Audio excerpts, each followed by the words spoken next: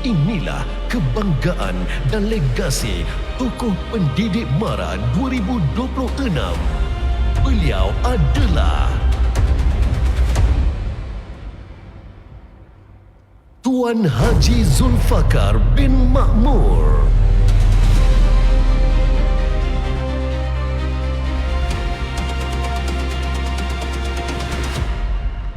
Seorang insan yang menyalakan obor ilmu membentuk generasi tenaga mahir dan memperkasakan nadi industri negara dan juga peringkat antarabangsa serta menjulang Malaysia sebagai pemain yang disegani di pentas dunia. Guru Bitara Nadi Negara, dipersilakan penerima Anugerah Tokoh Pendidik MARA 2026 Tuan Haji Zulfakar bin Makmur. Dan untuk makluman yang berbahagia Datuk Wira serta hadirin sekalian, pada hari ini juga kami bawakan keberhasilan pelajar TVET MARA dalam bidang welding inspector yang telah membina kerjaya di industri dalam dan luar negara untuk mengiringi penerima tokoh pendidik MARA 2026.